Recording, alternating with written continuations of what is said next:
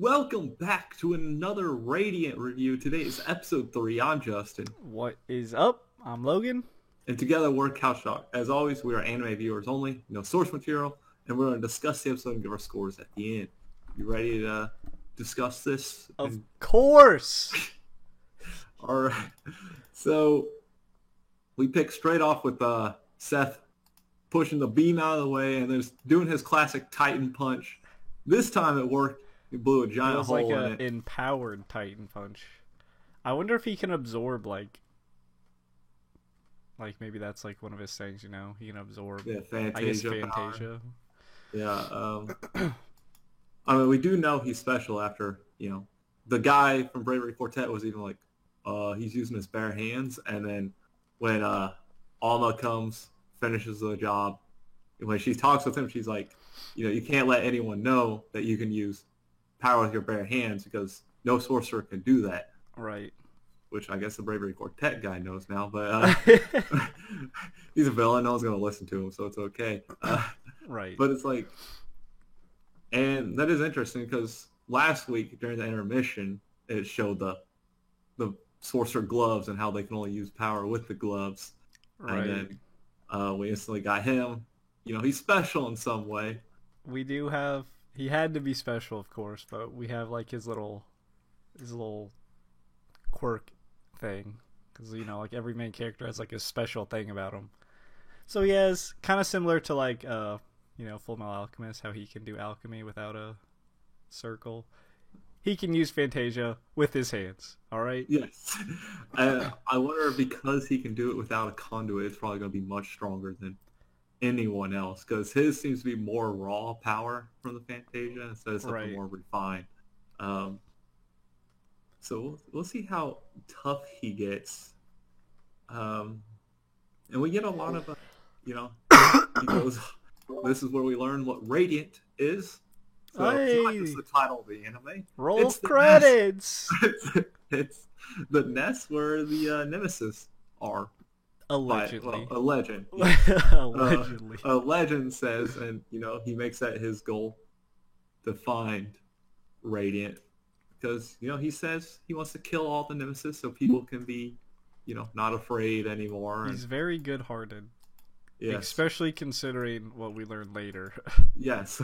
We get the past told from Alma where it's kind of like both their past because right. It picks up from what they remember because Alma wakes up at like a hospital. She doesn't have any of her memories, but she was with Seth, right. And she got her injuries while protecting Seth. So it did look like an intense whatever happened. I'm assuming a battle with a nemesis. There's like flames everywhere. Straight up. I'm assuming that's where she lost her arm. I would assume so. It's kind of weird because, I kind of want to know what... Because from the other episode, we saw Seth and Alma coming to him when he was already alone or whatever, and it looked like she already had a missing arm at that point. Yeah. So it's kind of like... I can't remember where did these line up exactly? Do you happen to remember her hair in that scene? Because it was I'm pretty sure she looked the exact same as she does in the present time in that scene. That's what throws me off. Maybe that's... I don't know. I have to go back. I think I need to go relook at that scene. Right. But it gave us backstory, but it still left, questions open. It's like, okay, well, what happened to Alma? Where did Seth actually come from? But, yeah, that's, the whole point of what Alma's been doing, though, is to figure out what happened to her and what happened, where did Seth come from? Because she went on this journey trying to ask people, hey, have you ever seen me? It's like, well, that's a weird question. Do you know me? Have you fucking seen me? It's like, I don't know. Right. She even kind of, obviously she was a caretaker of Seth, but she kind of, at first, was, using him. Yeah, because she even says, she's like, he was kind of a nuisance, but she didn't want to dump him because it's the only lead she has to her past. And it's like... Right, when she first said that, it wasn't like, I didn't want to dump him because, something bad would happen. It's like, he's my only lead to my past. But obviously that changes. yeah, she does care for him more. And then, and this is like when we get to Seth's past, like having the past that he did, where these regular normies come up to him and they start just they're like, oh, sorcerer should die, start beating him up. Jesus Christ. They're like some rotten kids, man. They're just beating him up. He was gonna get burned at the stake because he's a witch, I guess. Right. Did those kids get roasted? Because I think I saw one hurt, but okay, because he straight up like exploded. Like he destroyed everything, and the townspeople are not happy with that. Maybe they died. I don't like. I saw one. I think actually, I do see one where they wanted to torch him. I see little band-aids. Yeah, I think realistically they would be. They got lucky because he destroyed that house, and I'm assuming if you destroy the house, you can roast a person, right? Especially when they're closer, right? Especially when they're all right next to him. But I mean, I think that was also a little indication that he has quite a bit of power in him, because I mean that's when he was a kid, and some emotion just set him off, and it was literally like a bomb. And the people were like, what? We gotta retaliate. Let's burn him alive. That one guy was like, shouldn't we wait for the Inquisition? Which we get a little bit more of. This was brought up a couple times, Inquisition, because even Alma brought it up early. She's like, you don't want the Inquisition finding out and stuff like that. Yes, it's like the Inquisition is just, I guess they're there to keep sorcerers in check. Yeah. But yeah, they're gonna burn him alive, which I'm surprised. He's not more jaded at all. If I had this happen to me, I'd be like those bravery right, guys, exactly. Completely jaded. Like, oh, you want to burn me alive? And just kill him. And then it's like, you ain't burning anything alive. But right, like you literally grow up by yourself, and then your interaction with humans they beat the shit out of you, and then when you defend yourself, even those kind of involuntary, they want to kill you. Oh, it's like, okay. That doesn't seem fair. How would you control your kids, huh? Alma, comes to save the day because, they have this thing where they think if they get touched by him, they get cursed. This is what happens when you have these uneducated country dudes out here. They don't understand anything. Right. He just touches the guy in the face, and he's like, oh no, I'm going to curse. And everyone's like, no, stay away from me. And now he's going to get rejected. And it's like, that's deserved. Yeah. But that's also obviously the turning point for Alma. Of like, she cares about him. And as probably as not a fellow sorcerer in a way. Because like, hey, we're in the same boat here. We get rejected by these losers for being different while also helping them. These uneducated country bumpkins out here. Country bumpkins. It's okay, I'm from the country, I could say. Right. Then, Seth decides to go on his journey alone, so he was gonna leave, not even say bye to Alma. Right. What a little snot. He's gonna leave someone who's raised you all this time and not even say goodbye.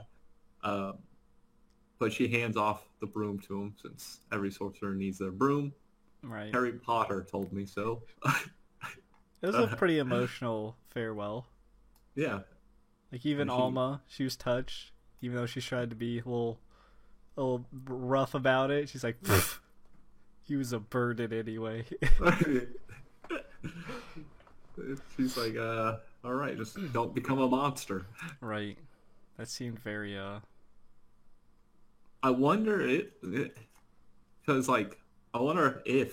because they are already cursed, that later down the road it can affect them. That's what I was gonna say. I wonder if the Fantasia can consume them and maybe turn them into a nemesis, if it gets too out of control. Yeah, and that's why they need an Inquisition or something. Which we do get a look at him after the credits. Right. A whole bunch of name drops. I didn't write any of them down. I'll come to There was their a names bunch of some name other time. drops. There was like 15 of them. A bunch of nicknames too. Like one was called the Beast or something. They did look pretty intimidating. I will say that. And I would imagine they're sorcerers too. Yeah, and they definitely did look like it. They specifically mentioned Seth. Yes, they're like there's some dude who has horns, and it's like, okay, Seth, good luck. And then it cut to like some hooded man, who the only person in that room to not get a name was the little hooded man. So yeah, he seemed excited that Seth was mentioned for some reason. Yes, it's gonna be maybe the Bravery Quartet mentioned something about Seth, or maybe they just because I'm trying to think how because Alma captured him, the Bravery Quartet, I guess, really easily, I guess, and then she snapped them away, like they just poofed, and I'm guessing she sent them somewhere. Sent them to the authorities. Yeah, which I'm guessing the Inquisition would know. I wonder if they said something about Seth, and that's how they got word. They probably did. They're probably like, oh, this kid with horns used Fantasia with his bare hands. And they're like, oh, that's intriguing. Might need to check that out. Yeah. And they don't like sorcerers that are different, as Alma said. So right. But these seem to be like maybe a setup for our future conflicts.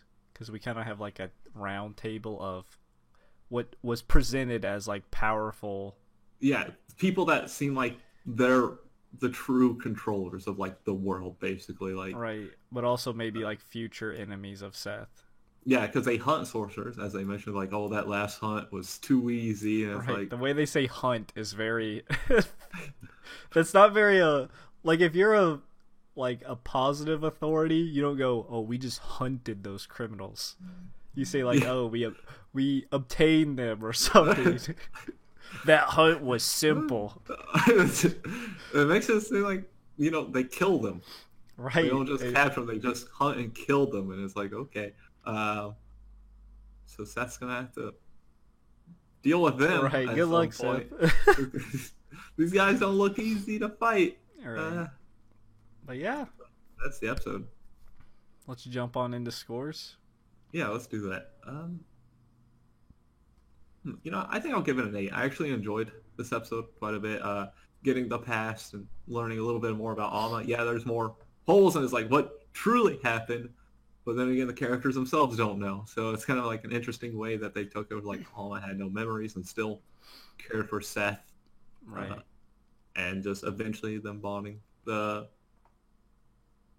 guess I would like to see more about Seth's development from that point of being bullied, and then seeing how he didn't get jaded, or like why he's still so positive and stuff. It's like just in his nature or what. And then we got the Inquisition for us to be a little more intimidated about.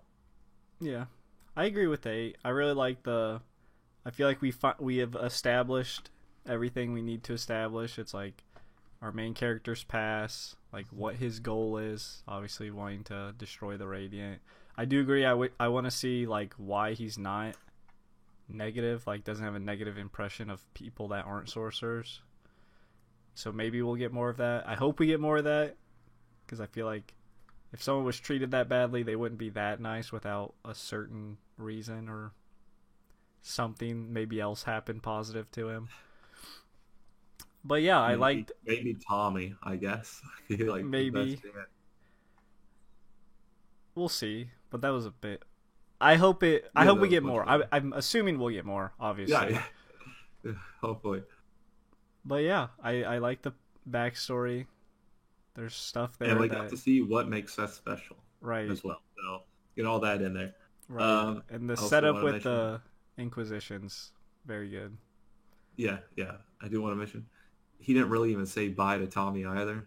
He waved as he was flying by, but he's not like, oh, I'm perma-gone. Peace out. Tommy's gonna be waiting next day like, oh, well, when Seth's getting back. He's never coming back. At least tell your good friend you ain't coming back, man. Right.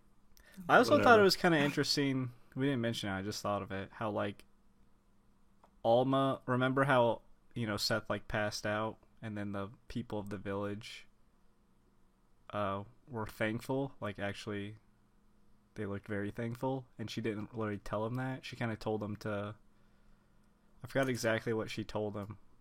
Like, why would you think that, or like be careful or something.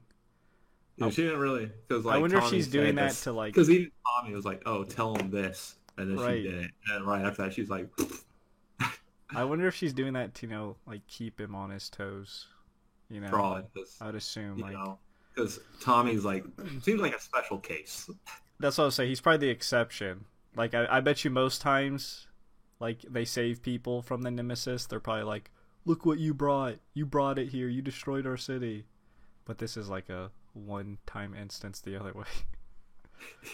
But yeah, I thought it was good. It seems to be good so far.